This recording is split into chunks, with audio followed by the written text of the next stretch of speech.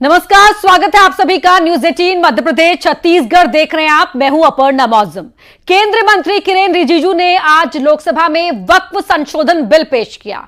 उनके बिल पेश करते ही संसद में हंगामा होने लगा। इस बिल का Congress, SP, NCP, Sharad Pawar, AIMIM, CPIM, IUML, DMK और आरएसपी ने मिलकर विरोध किया। कांग्रेस के सांसद केसी वेणुगोपाल राव ने कहा, सरकार कम्युनिटीज के बीच में विवाद पैदा करना चाहती है। एसपी के सांसद मोहिबुल्ला बोले कि वक्फ संशोधन बिल मुसलमानों के हकों के खिलाफ है। ये बिल मजहब में दखल अंदाजी है। वहीं अखिलेश यादव ने सदन में कहा कि यह बिल संविधान के खिलाफ है। वक्फ अधिनियम 1995 में संशोधन बिल पास होने के बाद वक्फ बोर्ड किसी भी संपत्ति को अपना नहीं बता सकेगा। अभी वक्फ के पास किसी भी जमीन को अपनी संपत्ति घोषित करने की शक्ति है। जमीन पर दावे से पहले उसका वेरिफिकेशन करना होगा। इससे बोर्ड की मनमानी पर रोक लगेगी। कितने कोर्ट में पेंडिंग है मैं अभी बताऊंगा। सर दूसरा इन्होंने संविधान का हवाला दिया। सर इन्होंने संविधान का बार बार हवाला दिया। हमारा देश के अंदर में कोई भी कानून, कोई भी स्पेशल लॉ, सुपर लॉ नहीं हो सकते हैं। संविधान से ऊपर कोई कानून नहीं हो सकते हैं। लेकिन आप सर इसमें प्रावधान देखिए, इस 1995 का वक्फ एक्ट में ऐसा प्रावधान है जिसका वहीं सदन में अखिलेश यादव ने बिल को लेकर सरकार पर तीखे वार किए। अखिलेश यादव ने इस बिल को संविधान के खिलाफ बताया। तो इसी बीच अमित शाह ने अखिलेश यादव को दिया करारा जवाब।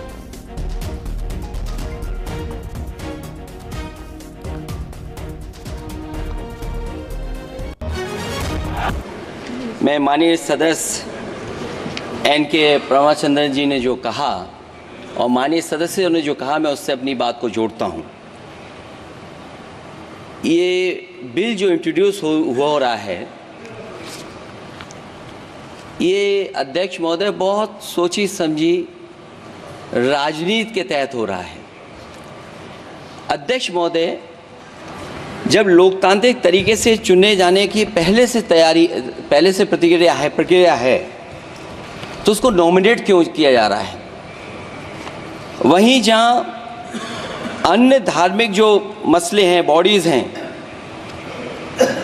उनमें कोई गैर बरादरी का नहीं आता है। मान लीजिए वक्फ बोर्ड में गैर मुस्लिम को शामिल करने का औचित्य क्या बनता है?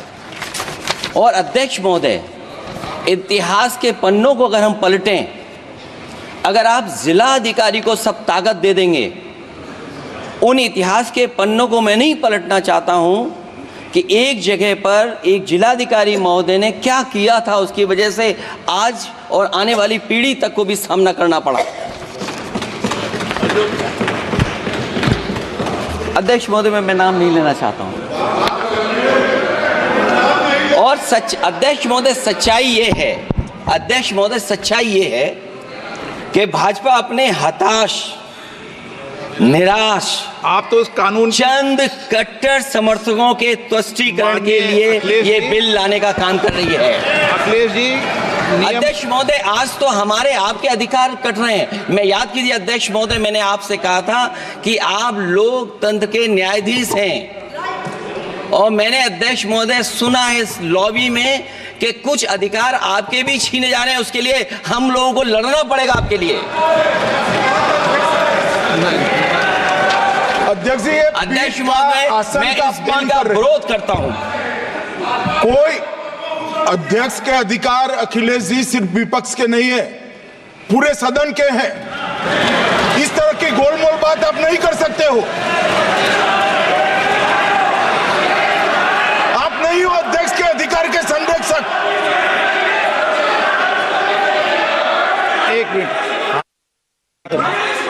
एक मिनट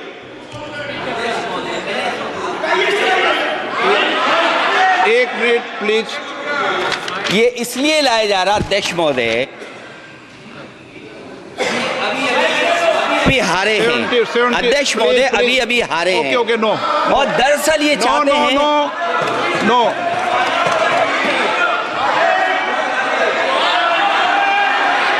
रिकॉर्ड में नहीं जा रहा आपका कुछ भी, रिकॉर्ड में नहीं जा रहा। नाम बुलाई सर।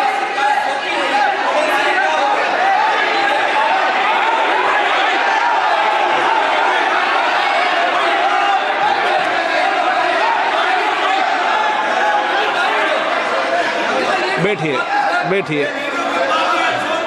माननीय सदस्यगण, वहीं बांग्लादेश और भारत की सीमा से बड़ी संख्या में बांग्लादेश से भागकर भारत की सीमा पर अल्पसंख्यक पहुंचे हैं। भारत बांग्लादेश बॉर्डर के 3 पोस्ट पर बांग्लादेशी अल्पसंख्यक नागरिकों की भारी भीड़ जमा है, जिनकी तादाद 500 के आसपास है। जिन 3 पोस्ट पर यह भीड़ जमा हुई है उनमें सिलीगुड़ी, किशनगंज और मुकेश पोस्ट शामिल है। बीएसएफ लोगों को अंदर घुसने से रोके हुए है। बीएसएफ और बॉर्डर गार्ड बांग्लादेश के कमांडर लेवल के अधिकारी इस व्यवस्था को बनाए रखने के लिए आपस में संवाद भी कर रहे हैं। तस्वीरों में भी आप देख सकते हैं, सिर्फ जिनके पास लीगल कानूनी दस्तावेज है उन्हें ही इंटीग्रेटेड चेक पोस्ट के जरिए भारतीय सीमा में दाखिल होने की अनुमति है, जहां से नियमित व्यापार भी शुरू हो गया है। वहीं जलपाईगुड़ी जिले के दक्षिण बेरुबारी इलाके में कांटेदार बाढ़ नहीं होने की वजह से वहां खेतों में बांग्लादेशी परिवार आकर खड़े हो गए हैं, जिन्हें 0 पॉइंट पर रोककर रखा गया है।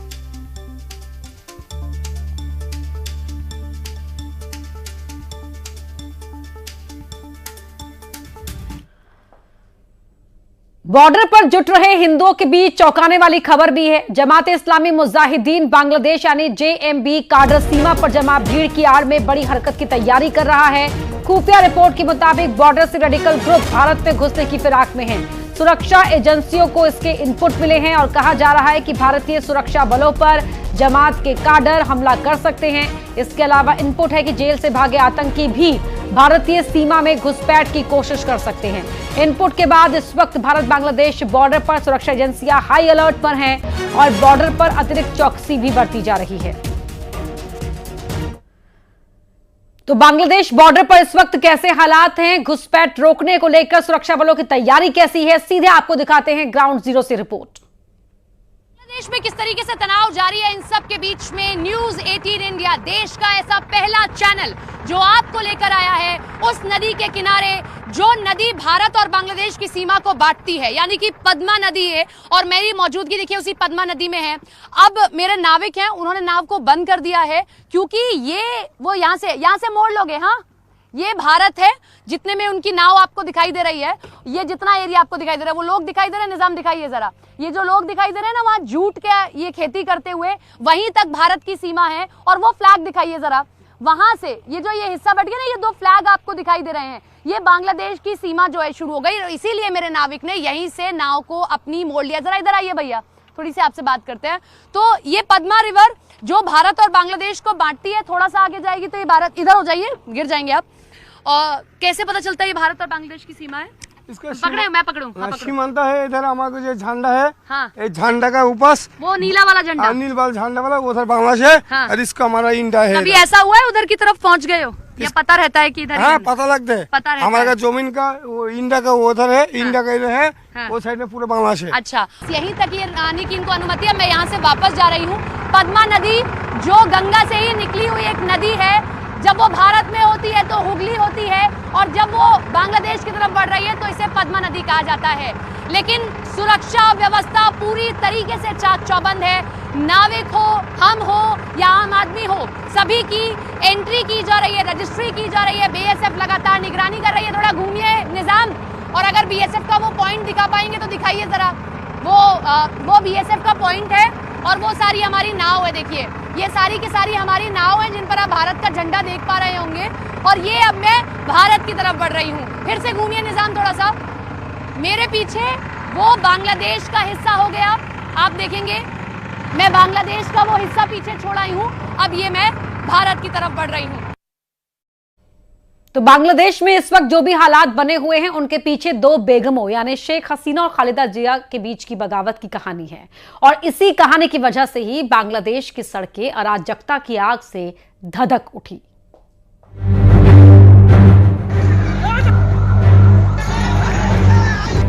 पुरानी अदावत, वर्चस्व की जंग, दबदबे की होड़ और हिंसा की आग में धधकता बांग्लादेश। एक पुरानी कहावत है कि एक म्यान में दो तलवारें नहीं रह सकती। बांग्लादेश में अक्षरशः यही कहावत चरितार्थ हो रही है, क्योंकि शेख हसीना और खालिदा जिया के बीच अदावत, वर्चस्व और दबदबे की होड़ ने देखते ही देखते हैप्पी इंडेक्स वाले बांग्लादेश को बगावत की आग में झोंक दिया। आखिर क्यों दो बेगमों की सियासी जंग में फंसे बांग्लादेश में ये उबाल आया? इसे समझने के लिए हमें शेख हसीना और खालिदा जिया के कद और कहानी को समझना होगा।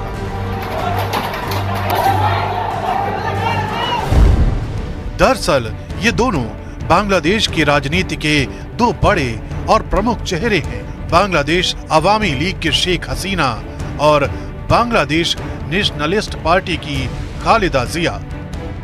बांग्लादेश की राजनीति इन्हीं दोनों कद्दावर नेताओं के बीच झूलती है। शेख हसीना बांग्लादेश के संस्थापक और बंगबंधु कहे जाने वाले पहले राष्ट्रपति शेख मुजीबुर रहमान की बेटी है, जबकि खालिदा जिया पूर्व सैन्य अधिकारी और राष्ट्रपति जियाउर रहमान की बेगम है। दोनों रसूखदार परिवारों से हैं और अपने अपने परिवारों की सियासत को आगे बढ़ा रही है।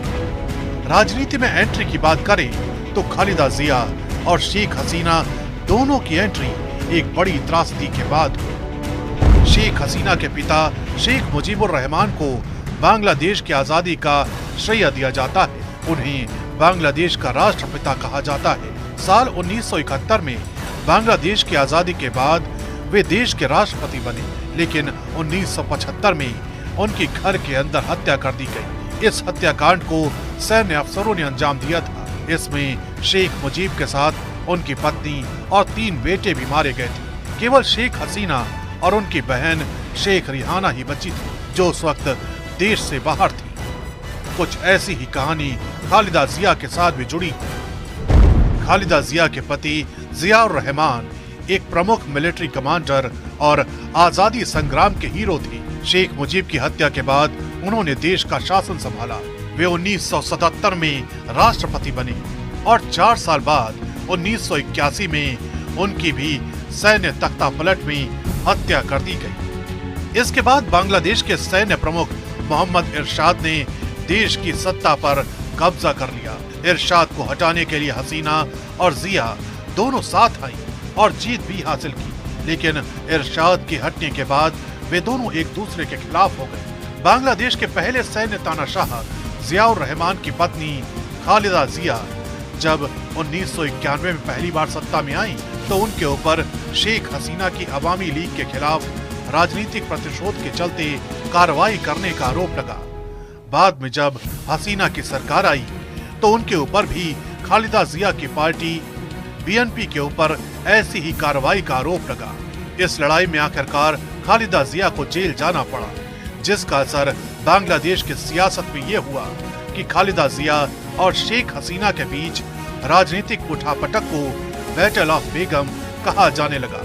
और यही तस्वीर इस वक्त बांग्लादेश में दिखाई दे रही है, क्योंकि शेख हसीना सरकार के तख्तापलट में खालिदा जिया की भी भूमिका बताई जा रही है।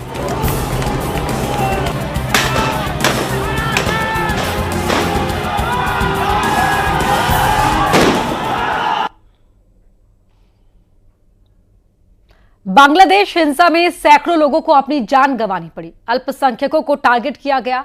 शेख हसीना को पद ही नहीं बल्कि अपना देश तक छोड़ना पड़ा। सवाल यह है कि हिंसा और तख्तापलट की साजिश के पीछे है कौन?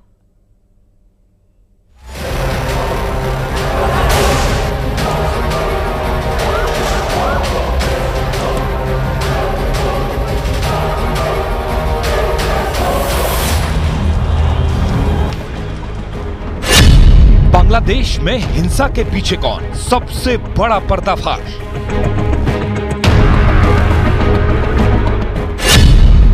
बांग्लादेश में तख्ता पलट साजिश का मास्टरमाइंड कौन?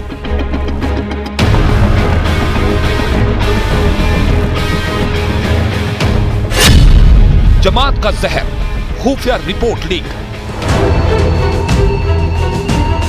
बांग्लादेश हिंसा में सैकड़ों लोगों को अपनी जान गंवानी पड़ी।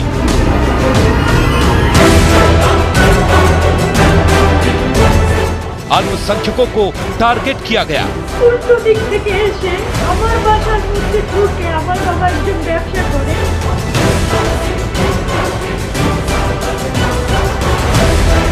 शेख हसीना को अपना पद छोड़ना पड़ा और बांग्लादेश छोड़कर भारत आना पड़ा। उनकी हालत ऐसी हो गई कि वो किसी दूसरे देश में शरण लेना चाहती हैं, लेकिन आगे का रास्ता अटका हुआ है या फिर अटका दिया गया है।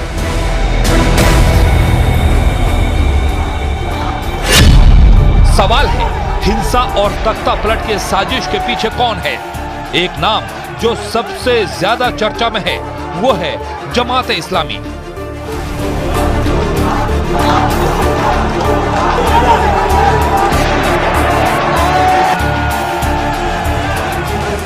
दावा किया जा रहा है कि बांग्लादेश के कट्टरपंथी संगठन जमात इस्लामी ने ही बांग्लादेश में चल रहे प्रदर्शन को हिंसा के मुहाने तक पहुंचाया और उसी संगठन ने अपनी स्टूडेंट विंग के जरिए इस साजिश को अंजाम दिया।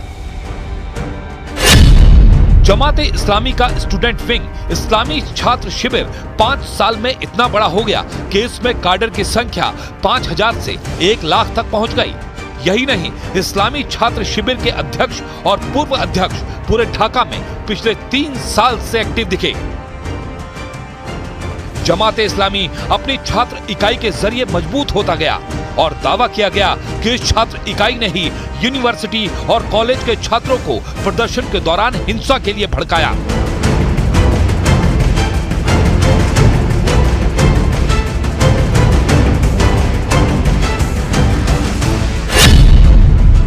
अपनी ताकत बढ़ाने के लिए जमात ने बांग्लादेश के विश्वविद्यालयों को चुना और वहां दाखिला लेने आए छात्रों पर नजर रखी।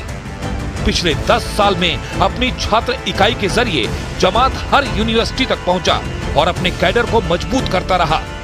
2023 में जमात ने स्टूडेंट विंग का ऐसा कैडर तैयार किया कि सीधे तौर पर सरकार के खिलाफ खड़ा हो सके और यहीं से शेख हसीना सरकार के खिलाफ विरोध की आग लगाई गई, जिसका नतीजा हिंसा, हत्या और तख्ता पलट के रूप में सामने आया। माना जाता है कि बांग्लादेश को हिंसा की आग में झोंकने में जमात इस्लामी की ही अहम भूमिका है।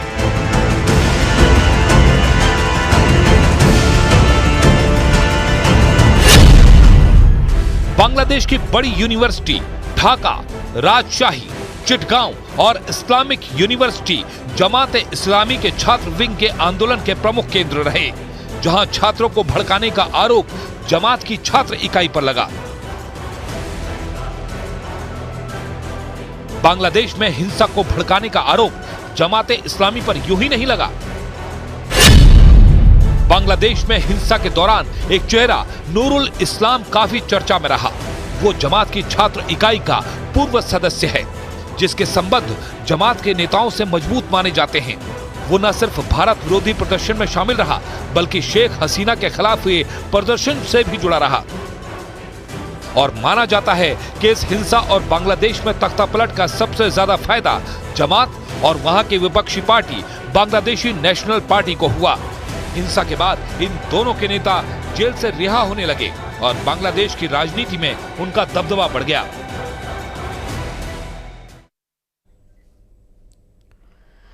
रेसलर विनेश फोगाट ने संन्यास का ऐलान कर दिया है। एक्स पर पोस्ट करते हुए अपनी मां के नाम लिखा, मां मैं हार गई, कुश्ती मेरे से जीत गई, माफ करना आपका सपना, मेरी हिम्मत सब टूट गई, इससे ज्यादा ताकत नहीं रही अब, अलविदा कुश्ती 2001 से 2024 अपना पूरा करियर उन्होंने लिखा। बता दें कि ओलंपिक के फाइनल में पहुंच चुकी और देश के लिए मेडल पक्का कर चुकी विनेश फोगाट को ओवरवेट होने के चलते डिस्क्वालीफाई कर दिया गया, जिसके बाद डिहाइड्रेशन के चलते उन्हें अस्पताल में भी भर्ती होना पड़ा था।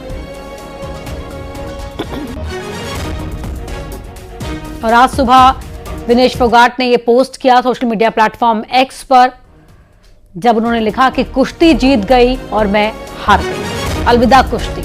अपनी मां के नाम लिखा कि आपका सपना, मेरी हिम्मत सब टूट गई, माफ करना, इससे ज्यादा ताकत नहीं रही अब।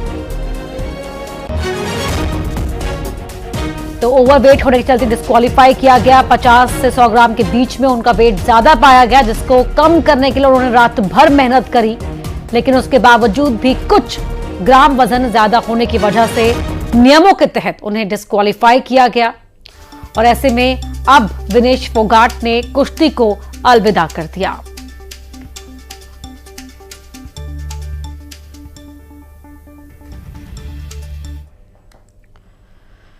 वहीं विनेश फोगाट ने CAS यानी खेल पंचायत न्यायालय में अपील की है। उन्होंने खुद को अयोग्य करार दिए जाने के खिलाफ अपील की है। विनेश ने कहा कि उन्हें सिल्वर मेडल दिया जाए। इस अपील पर CAS की तरफ से आज किसी भी वक्त फैसला आ सकता है। अगर CAS विनेश के पक्ष में फैसला सुनाता है तो इंटरनेशनल ओलंपिक्स कमेटी को विनेश फोगाट को सिल्वर मेडल देना होगा।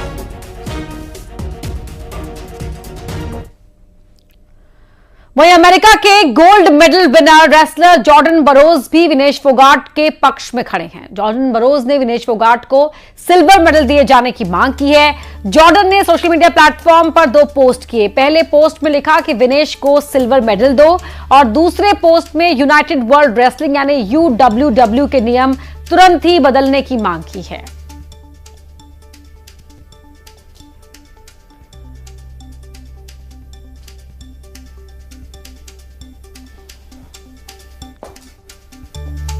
तो ये पोस्ट जॉर्डन ने किया है विनेश के पक्ष में कि उन्हें सिल्वर मेडल दिया जाए और नियमों में बदलाव किया जाए।